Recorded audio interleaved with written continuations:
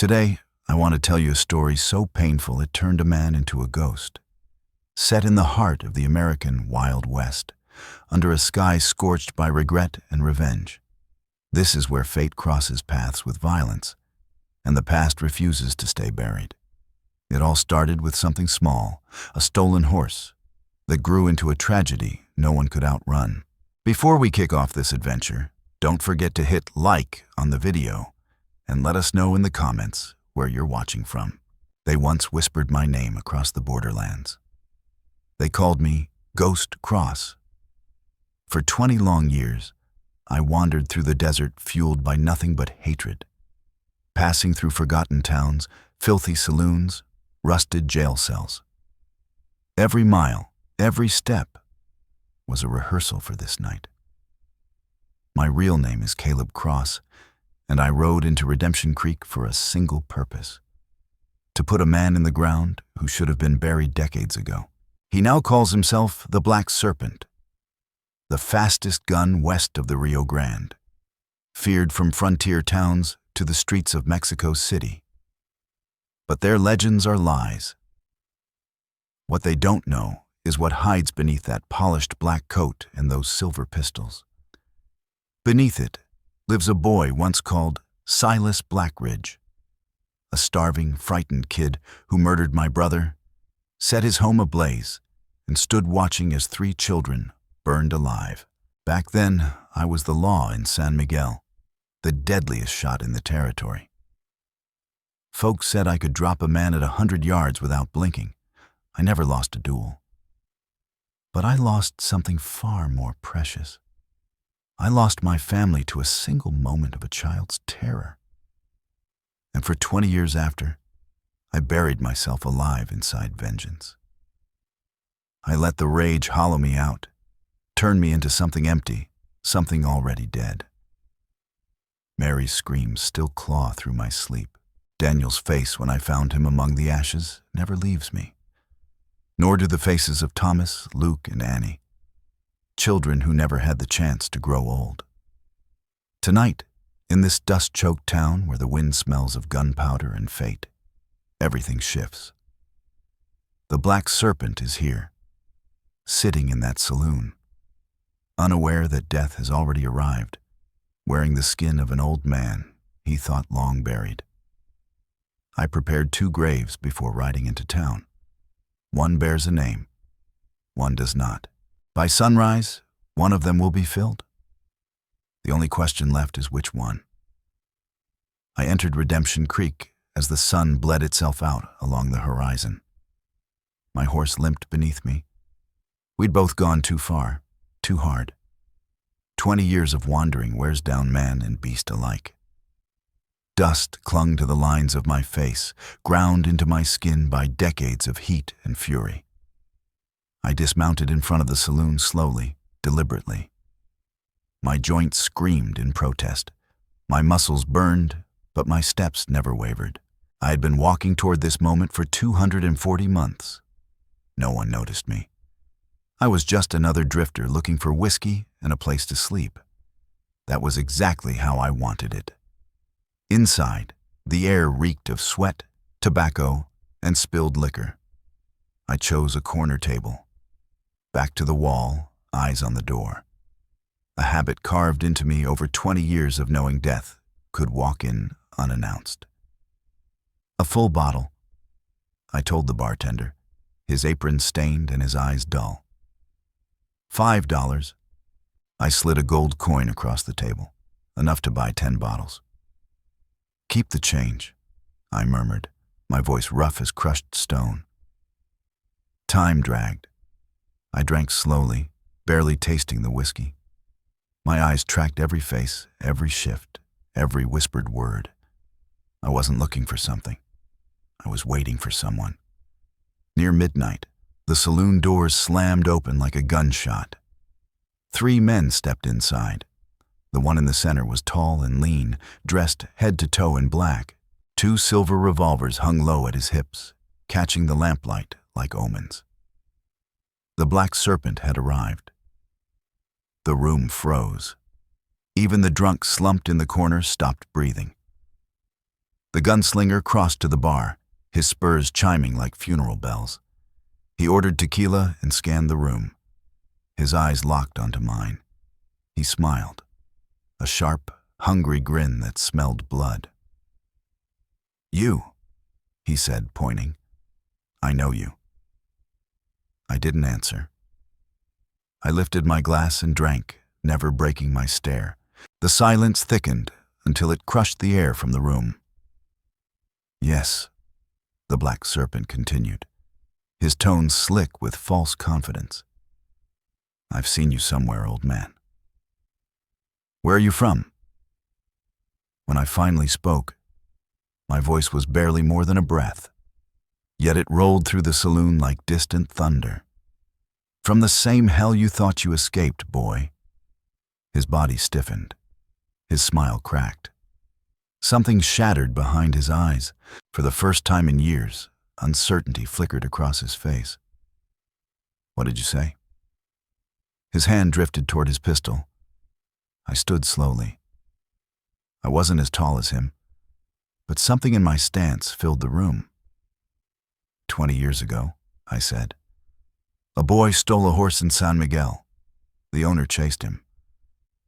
The boy shot him in the back, his first kill. He was 14.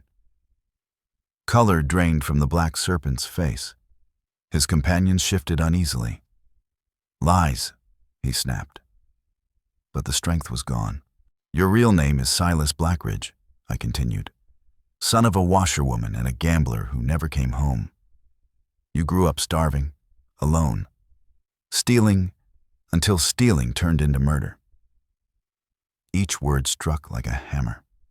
His breathing grew heavy. His legend began to crack. "I've hunted you for 20 years, I said evenly. "From town to town, from grave to grave, each one belonging to someone you left behind. And now, I've finally found you." The black serpent's smile returned, but it wasn't the same. It carried no ease this time, only cruelty sharpened by desperation. "Then you rode here to die, old man," he replied. "Because no one crosses me and lives to see the next sunrise. At noon, in the street, you and I will finish what began 20 years ago." I didn't answer. I left the coins on the table, turned, and walked toward the door. Just before stepping outside, I stopped, without looking back. "I don't have a family anymore," I said quietly. "You made sure of that. 20 years ago, you killed my brother. Then you returned and burned his home. His wife and his 3 children died in the fire." The door swung shut behind me, sealing the silence inside the saloon. The black serpent stood frozen at the center of the room, his jaw locked tight, his fist clenched until the knuckles whitened. 2 men approached him cautiously, Hank Rusk and Pike Grayson. "Boss," Hank whispered, his voice uneasy. "Is what he said true?" The answer came as violence. The black serpent's fist exploded forward like a cannon shot. It struck Hank square in the mouth. Blood sprayed as Hank flew backward, slammed into a table, and collapsed, gasping on the floor. "Never ask me that again," the black serpent snarled. "Whatever I did before you joined me doesn't matter." As Pike dragged Hank back to his feet, every man in the saloon turned away, pretending blindness. No one wanted to see. No one wanted to remember. The black serpent stormed into the night, his fury blazing like wildfire. But fury was only a cover. Beneath it, something far older had begun to stir. Something he had buried so deep, he believed it dead. Memories clawed upward like corpses through wet earth. San Miguel, the gnawing hunger, days spent stealing scraps from market stalls. That beautiful black horse, well-fed, powerful. Everything he never had. The man who chased him, the man he shot without hesitation. But there was more. Things the old man either didn't know or chose not to speak aloud. After killing the horse's owner, Silas Blackridge had gone back. He never knew why. Fear, maybe. Witnesses. Panic. He found the small house at the edge of town. He meant only to threaten them, to silence them. Then the lamp fell. The curtains caught fire. And he ran. The screams followed him still. Even now, 20 years later, they invaded his sleep. The black serpent sat on the edge of the hotel bed, his head buried in his hands. He had killed. I didn't sleep that night. An empty whiskey bottle sat on the table beside me. My bloodshot eyes stared into nothing. Every time I closed them, I saw their faces. Daniel's lifeless stare, Mary's terror, Thomas, Luke, and Annie reaching out as flames swallowed them whole. The door burst open without warning. Hank Rusk stumbled in, his cheeks still bruised and swollen. "Boss," he said urgently, "I found something about the old man." I sat up instantly, my hand moving to my pistol. "His name's Caleb Cross," Hank continued. "He was the sheriff of San Miguel 25 years ago. Quit after the fire." My blood turned cold. They say he sold everything, lost his mind, and vanished. "Why?" I demanded. Hank swallowed. "Because the man you killed was his younger brother, his only brother." The truth locked into place like a loaded chamber. "And the family that burned," Hank added quietly. "He raised them as his own. He loved them." Everything made sense now. The old man's calm, his complete lack of fear. It wasn't a bluff.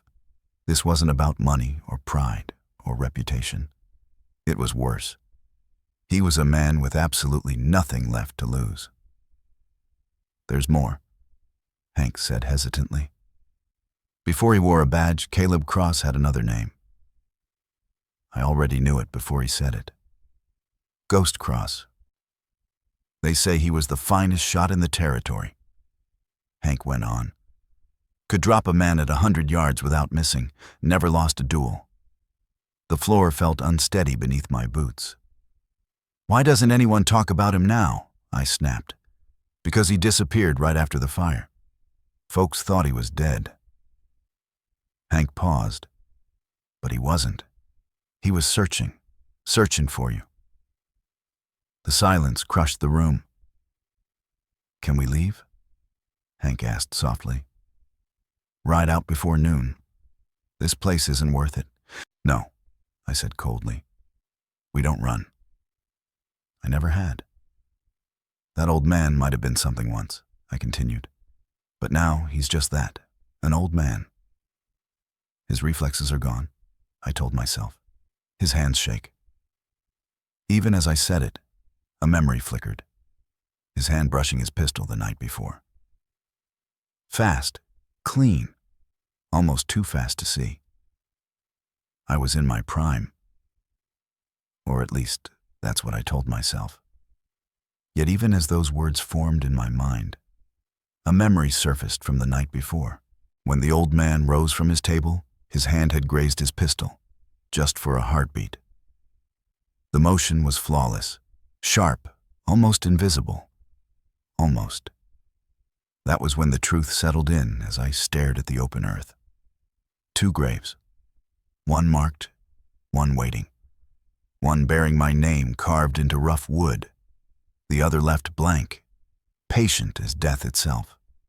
In that moment, I understood the old man's meaning. The shovels weren't meant as a warning. They were an invitation to fate. I spent the morning in the cemetery, seated between those 2 pits. One held a name, Silas Blackridge, the boy who never grew up. The other held nothing. And somehow, that emptiness carried more weight than stone. An old priest approached, limping between the headstones. Father Elias Boone. His voice trembled as he spoke. "My son, there is still time. Forgiveness is the only path left. Vengeance won't return your brother or his family. For the first time in 20 years, I spoke to someone other than the black serpent. Father, I said quietly, I've walked for 2 decades through the desert of my hatred. I searched every backwater town, every cantina, every prison cell. Today isn't for forgiveness. This is a day of reckoning, I continued. But you're right about one thing. I will likely die. I've seen the black serpent shoot, the priest insisted. He's fast. Too fast. Maybe faster than you. I know, I replied. That's why there are 2 graves. Father Boone let out a heavy breath. You came here to die? I stood, brushing the dust from my trousers. The haze that had clouded my eyes for days burned away, replaced by a brutal clarity. No, Father, I said. I came to deliver justice. If I fall doing it, so be it. But that boy won't see another sunrise. I turned back toward town. The streets were empty now. Every business shuttered, doors bolted tight. Only the curious remained. Figures perched on rooftops and balconies, far enough to feel safe, close enough to witness judgment. The black serpent was already waiting. His black suit was immaculate. His twin silver pistols gleamed beneath the sun. Behind him, spaced carefully across the street, stood 6 armed men, the Blackridge men. I recognized Hank Rusk, Pike Grayson, and 4 others he must have gathered that morning. So he planned to cheat. I wasn't surprised. Cowards always do. I stopped 30 paces away. Not too far to miss, not close enough to grant him advantage. You showed up, old man, the black serpent shouted. I figured your courage died along with your youth. Courage doesn't age, I answered calmly. It hardens. Fine words for a dead man, he sneered. When I'm done, I'll piss on your grave. His laughter echoed off the buildings like a curse. Around us, the town held its breath. On the rooftops, the dustfall folk watched, some with eyes shut tight, others unable to look away. Even the wind seemed to pause. Last words, Caleb Cross, the black serpent called out. Anything you want to tell the world before I send you to hell? I stood silent for a long moment. Then, so softly that only a few could hear, I spoke words that turned the air to ice. Your mother cried for you before she died, I said. She asked for her son, Silas, the good boy you once were. The black serpent's face twisted in rage. Never speak of my mother. The clock tower rang. First chime. The sound rolled through Redemption Creek like a death sentence. Second chime. The silence between us became unbearable.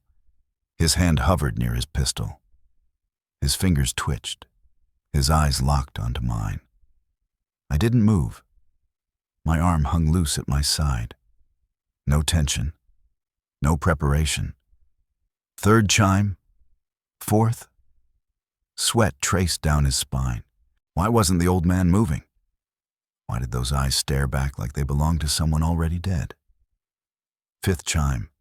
Sixth. A memory crossed my mind. Daniel smiling, lifting Thomas into his arms. Caleb, he'd said, one day this boy will wear your badge. He'll be better than me, I'd answered. Much better. Seventh chime. The black serpent's fingers. The old man was stripping him apart, second by second. Eighth chime. He couldn't take it anymore. Advantage or not, he was going to shoot. He had to break that stare. He had to end it. Ninth chime. 10th chime. What followed happened too quickly for most eyes to track. Later, some would swear it defied reason. Others would insist it was something beyond skill, something closer to fate. My hand moved. It didn't appear fast. It felt unavoidable. as though the pistol had been waiting its entire existence for that single motion, like the trigger pulled itself. My shot cracked the air a heartbeat before his ever could. The black serpent looked down. A dark bloom spread across his chest, dead center over his heart. His revolver slipped from his fingers and struck the dirt. His legs gave out. He fell backward into the street, staring up at a pitiless sky he would never look upon again. Behind him, the Black Ridge men raised their rifles, aiming straight at me. But I had already shifted my pistol toward Hank Rusk. "The first man who fires dies," I said calmly. "The second follows him. So which of you wants to be first, for a man who's already dead?" They hesitated. Glances passed between them. Slowly, Hank lowered his weapon. The rest followed. Pike Grayson stepped forward and steadied Hank as he swayed. I turned and walked toward the fallen man, who still clung to breath. I knelt beside the black serpent. "Why?" he whispered, blood staining his lips. "Because," I replied quietly, "I told you to shoot first, and you tried." "But I didn't," he rasped. "You didn't need an advantage, boy," I said. "Neither did I." He coughed, crimson spilling from his mouth. The fear in his eyes was no longer the fear of a legend, but of a lost child. No, he murmured. "I never meant it." "The fire was an accident," he whispered, his voice breaking. I clenched my jaw. For 20 years I had waited for this moment. 20 years imagining what I would say to the man who destroyed my family. "An accident you never confessed to?" I said. "An accident you never paid for. You were 14. You were starving. You were alone. And they paid for your fear. My brother Daniel, Mary, and 3 innocent children." His eyes closed.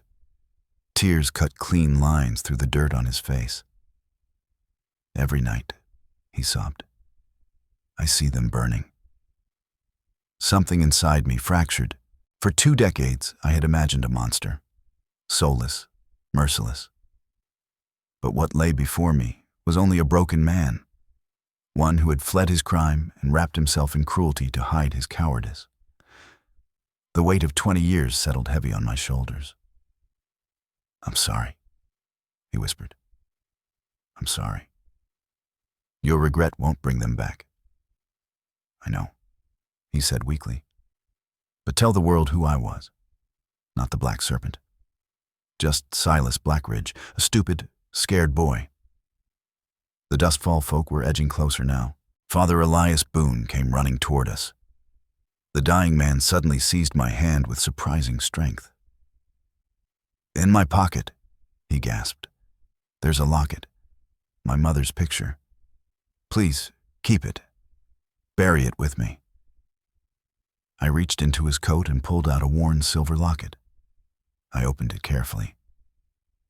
Inside was the faded image of a smiling young woman. On the back, words etched by a trembling hand. "For Silas, my light. Your mother, who loves you. She never stopped searching," he whispered. "She died thinking I would come home." Then the Black Serpent exhaled one final breath. His eyes stayed open, fixed on a sky that offered no mercy. I gently closed them. Father Boone reached us, breathless. "My son," he asked softly, "what have you done?" "Justice," I said. "Only justice." "And at what cost?" he asked. I stared at my hands, the hand that fired, the hand that ended a life. There was no triumph in them, no relief, only emptiness. I stood. The crowd parted before me as if pulled by an unseen tide. I lifted the body onto my shoulder and carried it back toward the cemetery. No one stopped me. No one spoke. Only the wind whispered through the streets, dragging dust across the blood-stained ground.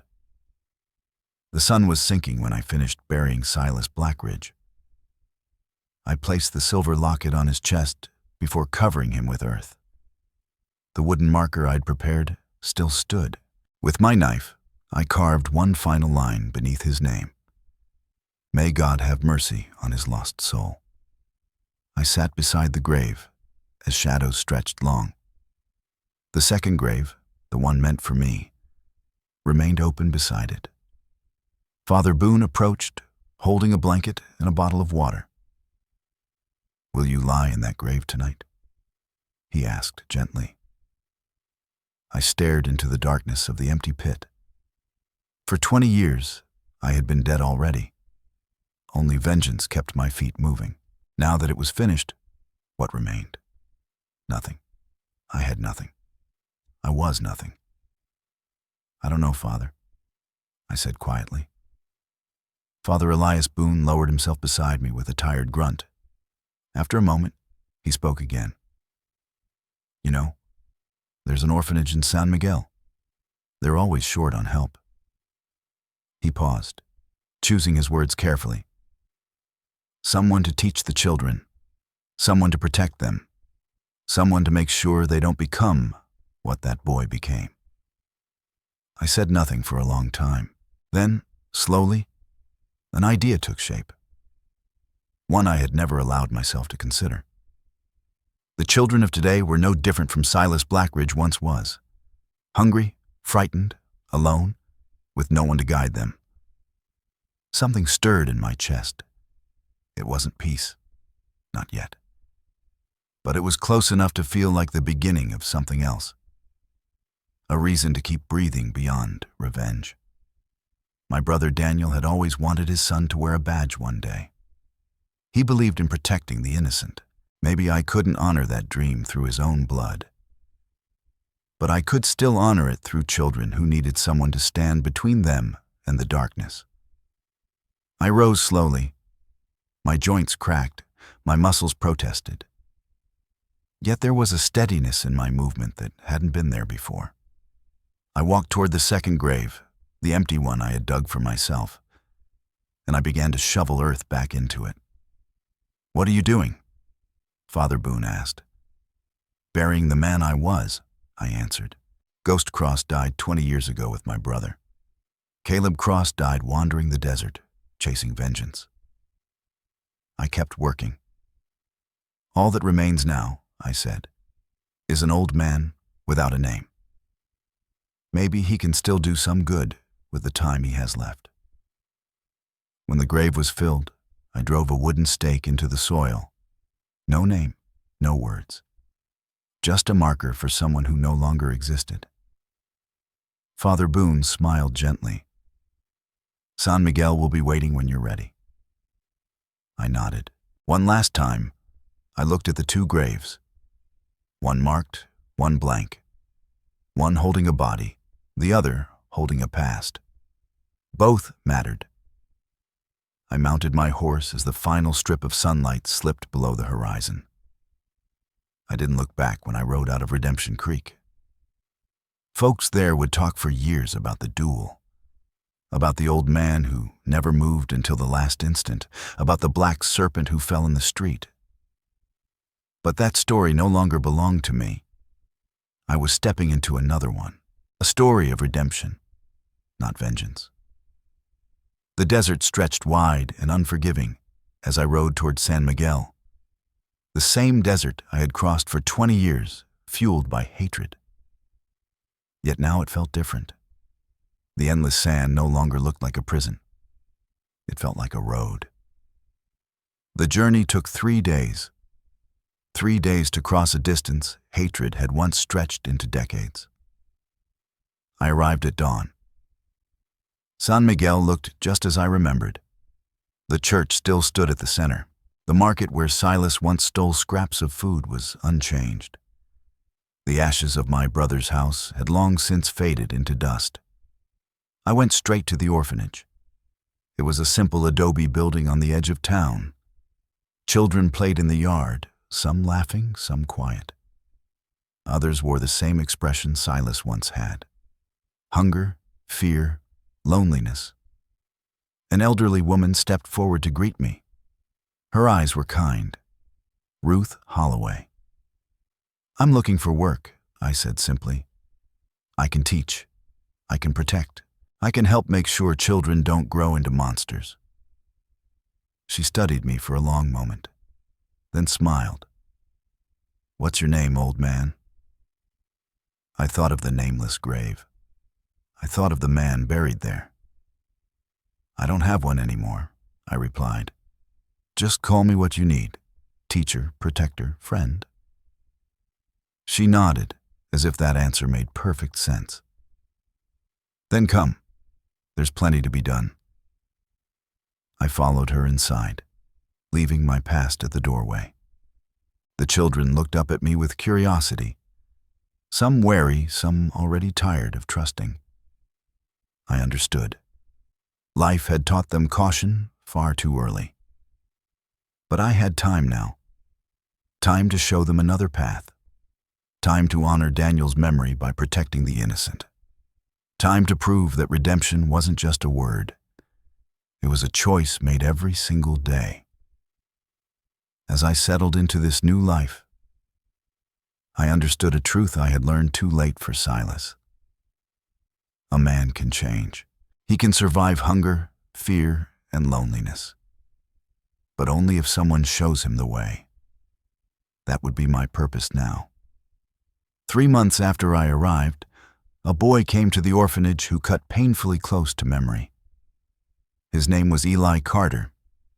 He was 12 years old, with hungry eyes and hands rough from stealing at the market. He carried anger like a weapon and trusted no one. He stood exactly where Silas once had, just before everything went wrong. The other caretakers wanted him sent away. "He's trouble," they said. "He'll poison the others. He's too broken." But I saw what they didn't. Potential, a chance to rewrite a story that had ended in blood. I pulled the boy aside. "You've stolen before," I said. It wasn't a question. Eli Carter met my gaze with open defiance. His jaw tightened. "That means," I continued calmly, "you need to decide right now what kind of man you're going to become." "Hunger doesn't disappear," I told him. "Fear never truly leaves. It will always whisper in your ear. But you get to choose what you do with those voices." "Why would you care?" Eli snapped. "You're just another grown man who'll walk away, same as the rest of them." "Because," I said quietly, "I once knew a boy exactly like you. He made the wrong choice, and it destroyed him." I paused. "I don't want that ending for you."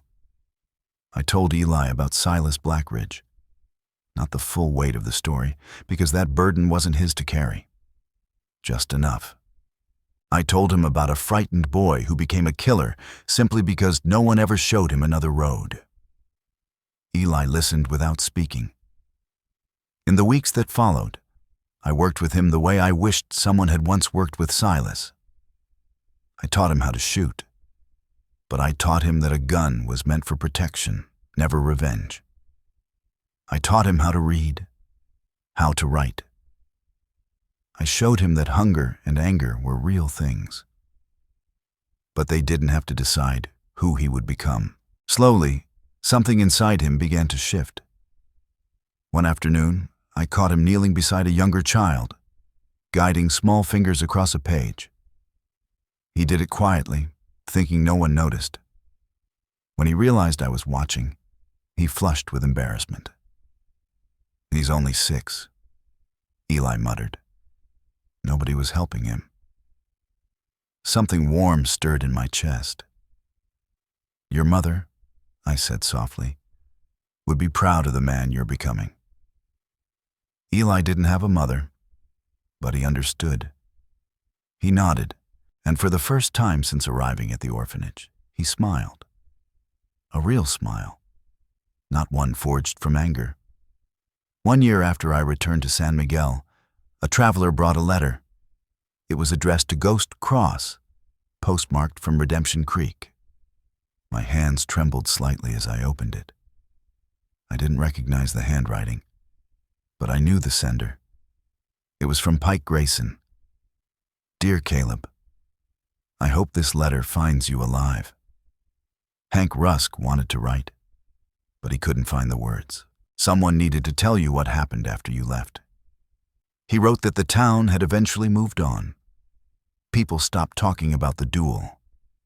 But the story of Ghost Cross returning after 20 years, spread farther than I could imagine. 3 months after I left, a young man rode into Redemption Creek. He'd heard about the duel. He said he'd been running from his own past, same as I had. He asked Father Elias Boone if redemption was truly possible. The priest told him my story, not the killing, but what came after. How I chose children over destruction. That man now worked on a ranch. Honest work, trying to be better. Then more came, not many, but enough. Men haunted by their pasts, men wondering if change was still possible. Pike wrote that Daniel and his family were finally at peace. Not because Silas died, but because I chose to live for something larger than vengeance.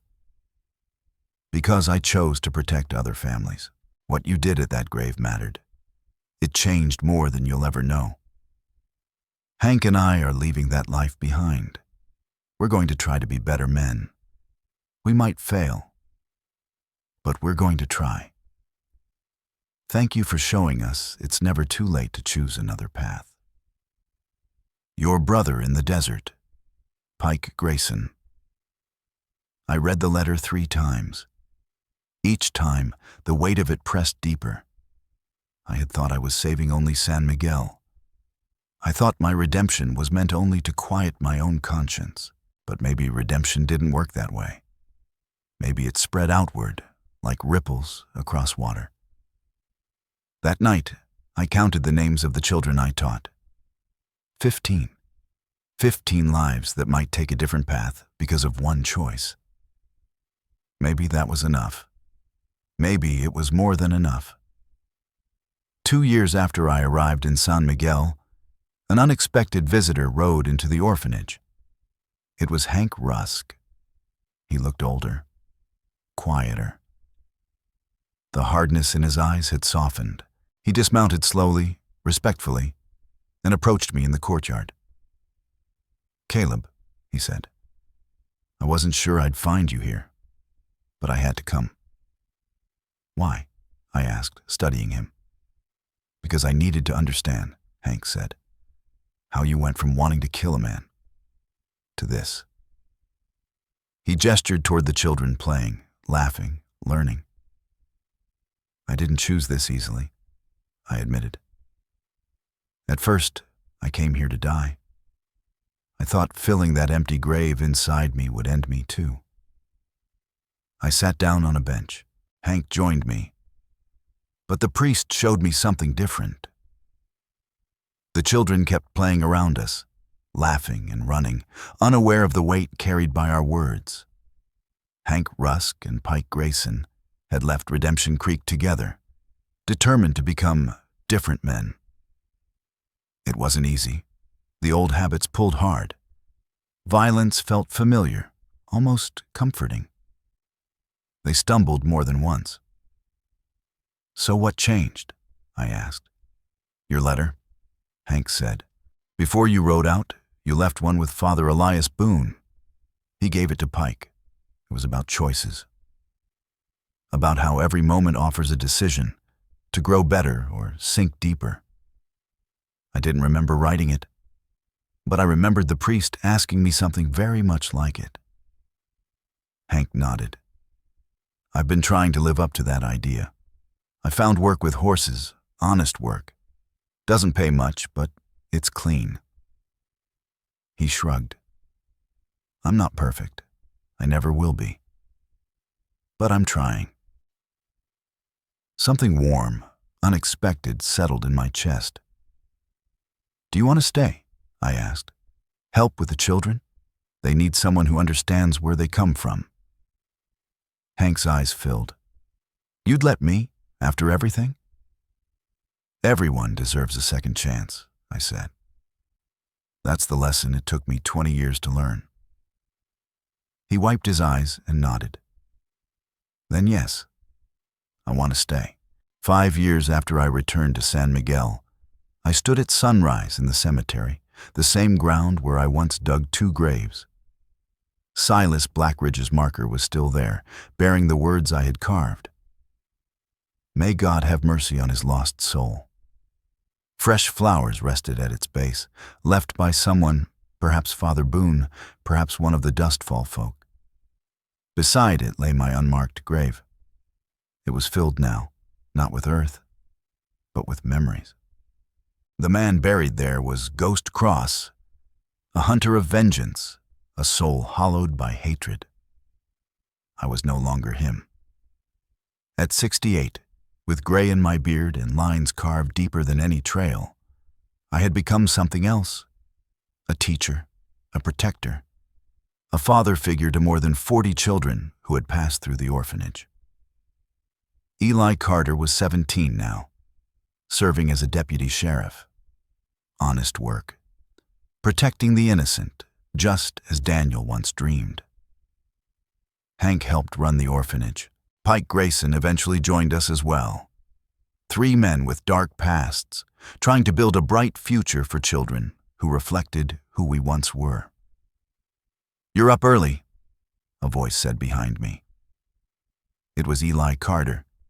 He had become my closest companion, the son I never had. "I come here every year," I said, "to remember why I'm still alive." Eli stood beside me, studying both graves. "Do you ever regret it?" he asked, "not killing him, and choosing this life instead?" I thought carefully before answering. "Every day, there's a moment when I miss the simplicity of vengeance," I admitted. "Find him, kill him, die. It was clean." I looked at Eli. "But then I see you, a young man who could have become a monster. And I'm grateful." The sun climbed higher, painting the sky in gold and crimson. "My brother and his family are at peace," Eli said softly, "not just because justice was done, but because you chose to protect other families. You chose to create life instead of taking it." I nodded, feeling both the weight and the lightness of those words. "That's the truth I learned too late," I said. "Redemption isn't about erasing the past. It's about choosing differently every single day." We stood together as the shadows stretched and slowly faded. Ghost Cross was dead, buried beneath that unmarked grave. But Caleb Cross, just Caleb, was still breathing. And that, at last, was enough. Friends of the old man. The duel of Redemption Creek has ended. But I ask you something now, something that matters more to me than it ever did when I was hunting the Black Serpent. You've heard my story. One of vengeance, yes, but also of redemption. Finally, let me send my deep thanks to you. Thank you for listening. If this story has touched your heart, I invite you to stay with us to discover more true tales of the Wild West. Stories that honor resilience, tenderness, and the spirit that God placed in those who blaze the trail. Subscribe, share. Leave your thoughts in the comments and join us once again to journey across this untamed land. Thank you. Aviso legal. Disclaimer: these stories are crafted purely for entertainment and may contain imaginative additions or dramatic interpretations inspired by old frontier eras. We use AI-based resources, voice, imagery, and drafting, as part of our creative process. But every final detail is carefully reviewed and shaped by human effort to preserve emotional depth and authenticity. We strictly follow YouTube's rules regarding AI-generated content and refrain from deepfakes, altered identities, or misleading representations. All images, sounds, and related materials are lawfully obtained. Please do not reuse, modify, or distribute any portion of this content without written permission. Thank you for valuing creativity, respect, and original work.